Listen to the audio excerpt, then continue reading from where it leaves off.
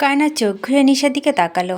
নিশা হালকা হাসার চেষ্টা করে কায়নাতের কানে কানে ফিসফিস করে বলল, এটা জাস্ট প্রোমো ছিল, সামনে আরও কিছু দেখবে যা দেখলে মনে হবে এরা মানুষ না অন্য গ্রহের প্রাণী। কায়নাত বোকা চোখে আবার শেহেরের দিকে তাকালো, কিছুটা ভাবুক ভঙ্গিতে বলল, ছেলেরা প্রেগনেন্ট হয়?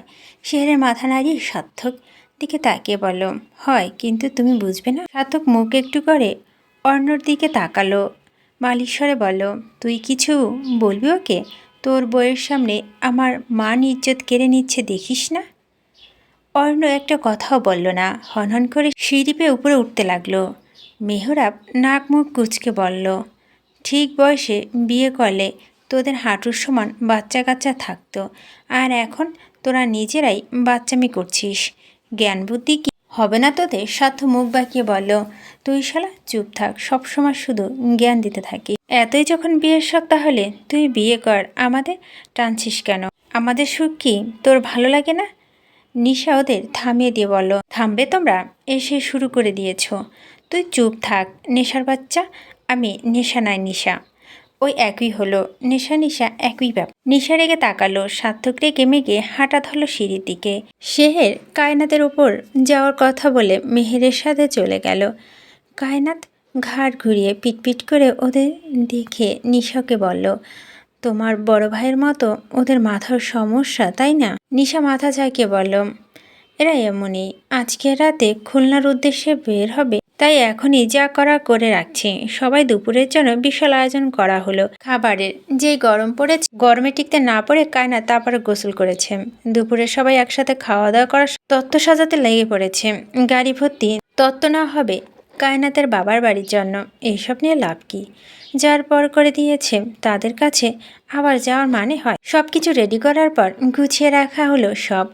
অন্য খুলনা যাবে না, এটা নিয়ে বাপ ছেলের মধ্যে বেশ কিছুক্ষণ কথা কাটাকাটি হয়েছে। বিয়ে হলো, দুদিন শেষ হয়নি, এখন যদি শ্বশুরবাড়ি বউকে একা পাঠায় তাহলে মানুষ কি বলবে? মাসফিক চৌধুরীর কথা কাজ না হলেও আজগর চৌধুরী অনুরোধ করা আর অন্যের মানা করতে পারেনি। অন্যের সাথে তার 3 বন্ধু যাবে বলে ঠিক হলো। স্বার্থ যেতে চায়নি। আজকে দেশে এসে আজকে পরিবার ছেড়ে অন্য জায়গায় যাওয়াটা ভালো দেখায় না। শেহেরে জড়াজড়িতে রাজি হতে হয়েছে। দুপুরের খাবার খেয়ে মেহবার, শেহের ও সার্থক চলে গেছে। ফ্যামিলিকে ম্যানেজ করে আবার ব্যাগ গোছাতে হবে। সন্ধ্যা হতেই তোড়জোড় শুরু হলো। আয়মানও আদাল যাবে না খুলনায়, গাড়িতে সকল জিনিসপত্র রাখা হচ্ছে। কায়নাত অনের নানির কথাও আজও কালো খয়েরি রঙের জামদানি শাড়ি পরেছে। ওই জল্লাদ দেখলে এবার শিওর তুলে আছাড় মারবে। ভুলে ওই জল্লাদের সামনে যাওয়া যাবে না। কায়নাত মাথার আঁচল টেনে খোপা করে চুলগুলো ঢেকে ফেলল। শাশুড়ি রেখেছে তার ঘরে, তাই রওনা হলো সেই দিকে। বেহরুজ বেগম বেলি বেগমের সাথে বসে কথা বলছিলেন আর রেডি হচ্ছিলেন। কায়নাত দরজা নক করতেই তিনি দরজা খুলে দিলেন। কায়নাতকে ঘরে নিয়ে এসে বসালেন বিছানায়। আলমারি খুলে একটা লাল রঙের ছোট বক্স বের করলেন।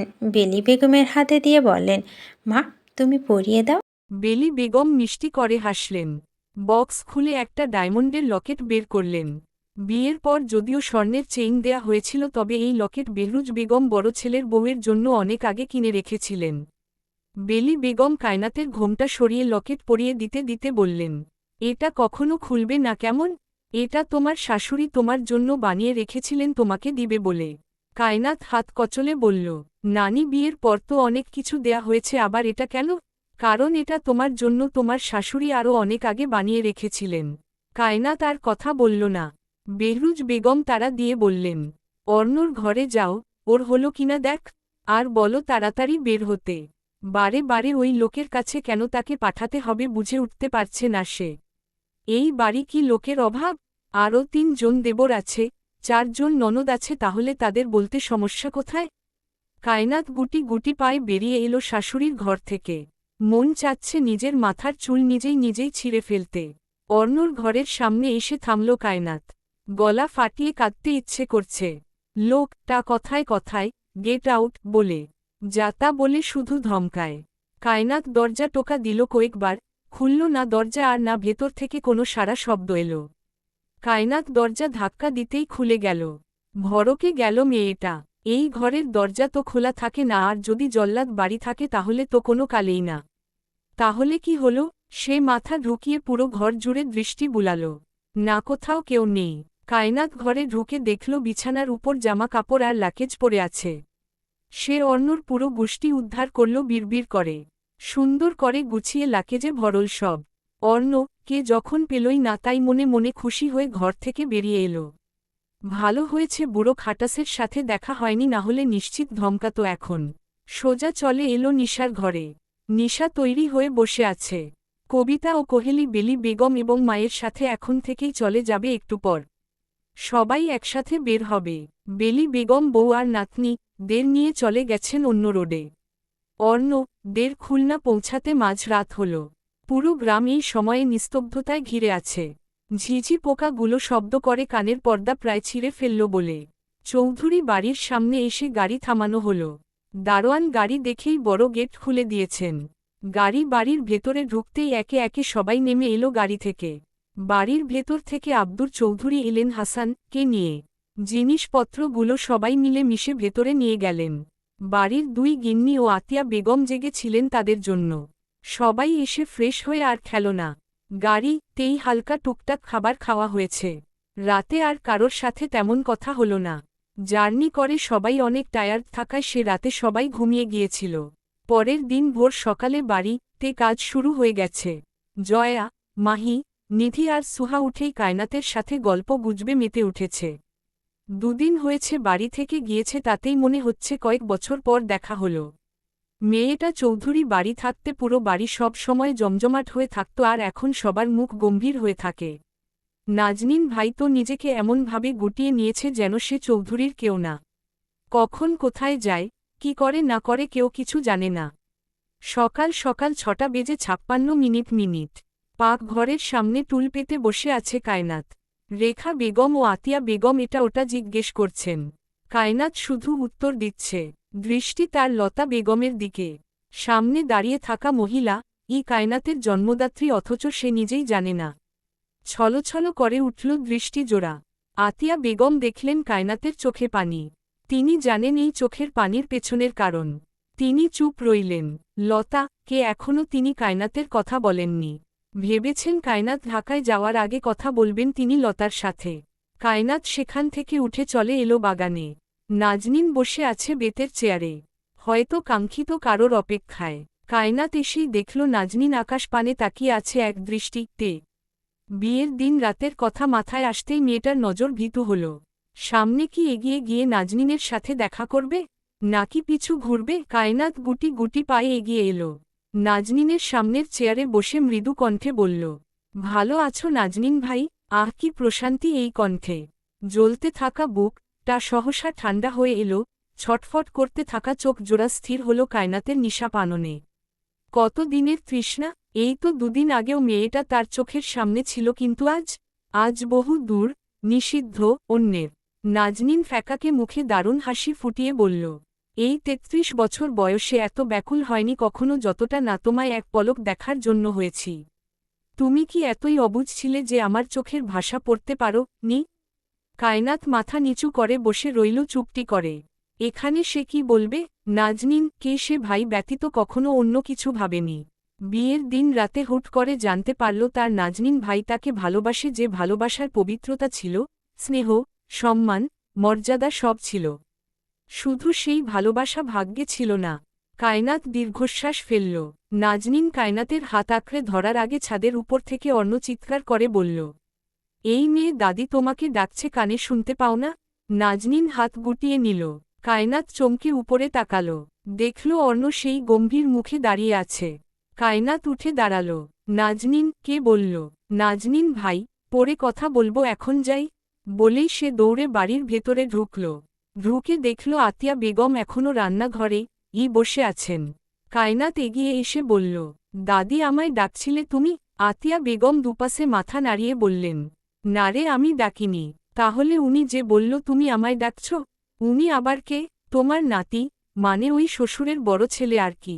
আতিয়া বেগম চোখ পাকিয়ে বললেন, এটা কেমন কথা? স্বামী কে কখনো এভাবে ডাকে? ধুর রাখো তোমার স্বামী। ওই ফাজিল লোক আমাকে মিথ্যে কথা বলল কেন? ওর হয়তো দরকার তোকে, যা গিয়ে দেখা করে আয়। কার সাথে দেখা করবে মা? বেহরুজ বেগম এগিয়ে এসে সুধান। আতিয়া বেগম বললেন, অর্ণ নাকি ওকে ডেকেছে তাই বললাম দেখা করে আয়। বেহরুজ বেগম মাথা নাড়িয়ে বললেন, কফি চেয়েছে অর্ণ, কফি বানিয়ে দিচ্ছি ওকে দিয়ে এসো। বলেই তিনি পাকঘরে ঢুকলেন। শাশুড়ির মুখের উপর আর কথা বলার সাহস হল না কায়নাতের। জামাই আর শাশুড়ি সেম সেম গম্ভীর। কফি বানিয়ে কায়নাতের হাতে ধরিয়ে দিলেন তিনি। কায়নাত মুখটা প্যাঁচার মতো করে এগোলো ছাদের দিকে। ছাদে গিয়ে দেখল লাটসাহেব ছাদে নেই। যে ঘরে থাকতে দেয়া হয়েছে সে ঘরের সামনে গিয়ে দরজায় কড়া নাড়ল। অর্ণ দরজা খুলে দিতেই কায়নাত নাকমুখ কুঁচকে বলল, আপনার কফি ভেতরে রেখে যাও। কায়নাত ঘরের ভেতর ঢুকে কফিটি টেবিলে রেখে পিছু ঘুরল।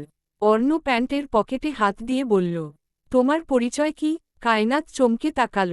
অর্ণ সব জেনে গেছে তার ব্যাপারে। কিন্তু কি করে? দাদি বলেছে কি? কায়নাত শুকনো ঢোক গিলে আমতা আমতা করে বলল, মানে মানে তোমার বর্তমান পরিচয় কি? কায়নাত কিছুক্ষণ চুপ থেকে বলল, মিসেস অর্ণ চৌধুরী। গুড, এটা মাথায় রেখে চললেই হবে। Now get out. কায়নাত হতবাক। কি হলো এটা?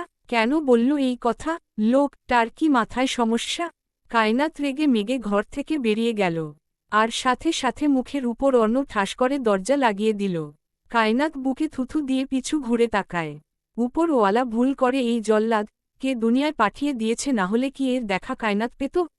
নিধি চুপি চুপি প্রেমের ঘরের দিকে উকি দিচ্ছে। ডাক্তার বাবু এখনও কেন উঠছে না? তার যে আর ধৈর্যে কুলাচ্ছে না এক পলক দেখার জন্য। সেই কবে, প্রায় বছর খানেক আগে দেখা হয়েছিল। তারপর আর আসেনি এই পাষাণ লোক। সে কি নিধির অনুভূতি বুঝে না, নাকি বুঝেও না বুঝার ভান করে? কায়নাত এদিকটায় আসছিল। নিধি কে এমন উকি মারতে দেখে সে এগিয়ে এসে বলল, আপু এমন করে উকি দিচ্ছ কেন ডাক্তার বাবুর ঘরে? নিধি চমকে উঠল, বুকে থুথু দিয়ে বলল, উফ কায়নাত, আমাকে তো ভয় পাইয়ে দিয়েছিলি। এমন নিঃশব্দে কেউ আসে? তুমি এখানে উকি মারছ কেন সেটা বলো। ডাক্তার বাবু কে দেখার জন্য বুঝতে পারছিস না? উনি এখনও উঠছে না কেন? উনার শরীরটা বেশি ভালো না তাই ঘুমাচ্ছে। বিচলিত হল নিধির পরাণখানা। কিছুটা নিভু স্বরে বলে, কি হয়েছে ডাক্তার বাবুর? জ্বর এসেছে বোধহয়। ঔষধ খায়নি? জানি না। জানিস না কেন? তুই না উনার ভাবি হোস? ভাবি হলো মায়ের মতো, তাহলে তুই কেন উনার খেয়াল রাখতে পারলি না? কায়নাত নাকমুখ কুচকে বলে, আমার জামাইয়ের খবর নেই তুমি দেবর নিয়ে পড়ে আছো? সরো দেখি, আমাকে যেতে দাও। কায়নাত নিচে চলে যেতেই নিধি ঠোঁট উল্টাল। মনটা বড্ড ব্যাকুল ডাক্তার বাবুর বদনখানা একবার দেখার জন্য। মাস পেরিয়ে বছর চলে যায় তবুও ডাক্তার বাবু আসে না, তবে নিধি অপেক্ষা করে তার ডাক্তার বাবুর জন্য। লোকটা কি সুন্দর মিষ্টি স্বরে কথা বলে, সব সময় হাসিখুশি থাকে আর সবাইকে হাসায়। নিধি হতাশ হয়ে পা বাড়াল নিজের ঘরের দিকে। আবার খানিকক্ষণ পর না হয় এসে আবার দেখে যাবে। লোকটা না হয় এখন রেস্ট নিক। সকালে নাস্তা খাওয়ার সময় সকলে হাজির হল নিচে। অর্ণ বন্ধুদের সাথে বসেছে, কায়নাত ঠিক তার সামনে। খানিকক্ষণ পর নাজনীন এসে বসল কায়নাতের পাশে। অর্ণ একবার চোখ তুলে তাকাল, তৎক্ষণাৎ দৃষ্টি নামিয়ে খাওয়ায় মন দিল। নিধি খাওয়া বাদ দিয়ে প্রেমের দিকে তাকিয়ে আছে। আজ কতগুলো দিন পর ডাক্তার বাবুর মুখ খানা দেখেছে সে। কি শান্তি লাগছে এই বুকের মাঝে। আজ মির্জা বাড়ি থাকবে সবাই। দুদিন চৌধুরী বাড়ি থেকে পরের দিন ব্যাক করবে ঢাকা। সকালের খাওয়া দাওয়া শেষ হতেই সবাই তৈরি হলো মির্জা বাড়ি যাওয়ার উদ্দেশ্যে। যদিও সম্পর্ক তেমন নেই তবুও ওই বাড়ি কায়নাত বড় হয়েছে, নিজের মনে করেছে সেই ক্ষেত্রে একবার হলেও দেখা করে আসা উচিত।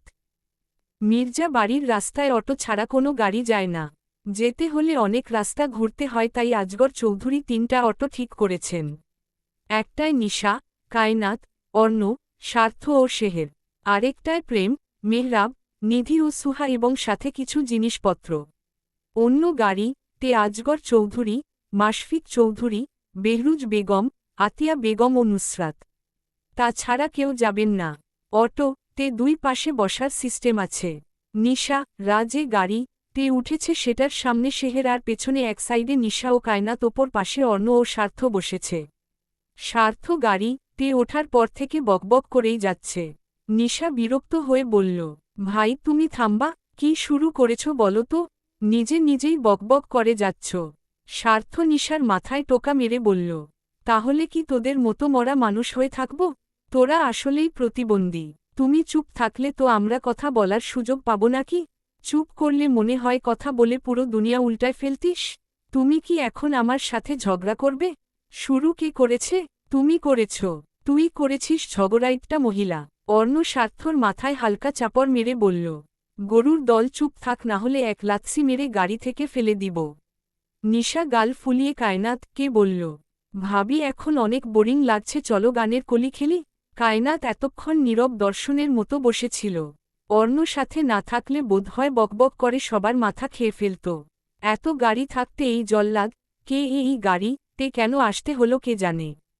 কায়নাত দুপাশে মাথা নড়িয়ে বলল, আমি গান গাইতে পারি না আপু। আরে যেমন করে পারো অমন করেই গাইবে, নো প্রবলেম। প্রথমে শেহের বলল, আগে স্বার্থ একটা ফানি গান গেয়ে শোনা। অন্য কে উদ্দেশ্য করে স্বার্থ কেসে গলা পরিষ্কার করে স্বর ধরল, যখন বন্ধুর বউ ছিল না তখন ছিলাম আমি, এখন বন্ধুর বউ হয়েছে পর হয়েছি আমি। ও বন্ধু বিয়া করিয়া গেলি আমায় ভুলিয়া, বন্ধু বিয়া করিয়া গেলি আমায় ভুলিয়া, ঘরে কি তোর বউ তোরে ঘু। চুপ চুপ আর ইজ্জত কারিস না স্বার্থ। শেহের থামিয়ে দিল স্বার্থ কে। অর্ণ দাঁত কিরমির করে তাকালো স্বার্থর দিকে। নিশা ফিক করে হেসে দিল। কায়নাত হতভম্ব হয়ে তাকিয়ে রইল। স্বার্থ দাঁত বের করে হাসল, বিশ্বজয়ী হাসি দিয়ে বলল, এবার ভাবির পালা। ভাবি তাড়াতাড়ি আমার বন্ধু কে নিয়ে একটা গান ধরো তো। কায়নাত শুকনো ঢোক গিলে বলল, উনাকে নিয়ে আমি গান গাইতে পারবো না, প্লিজ ভাবি জাস্ট একটা গান। নিশা অনুরোধ কণ্ঠে বলল। কায়নাত আর চোখে অর্ণর দিকে তাকিয়ে শুধায়, ঘটক আইসা আমার হাতে দিল অনেক ছবি, একটা একটা কইরা ছবি দেখলাম আমি সব। দারুণ একটা ছবি দেইখা বিয়ায় হইলাম রাজি। মরুব্বি তাড়াতাড়ি ডাইকা আনলো কাজী। বাসর ঘরে আইসা একটু খানিক আইসা দেখাইল যে হাসি। কয়দিন পর মনে হয় তার বয়স হইব ৮০, কয়দিন পর মনে হয় তার বয়স হইব ৮০ গো। অর্ণ কটমট করে তাকালো। নিশা, শেহের আর স্বার্থর সাথে ড্রাইভারওয়ালা উচ্চস্বরে হেসে উঠল। কায়নাত চোখ তুলে তাকালো অর্ণর দিকে। লোক টাগিলে খাওয়া লুক নিয়ে তাকিয়ে আছে, এই বুঝি তুলে দিবে এক আছাড়।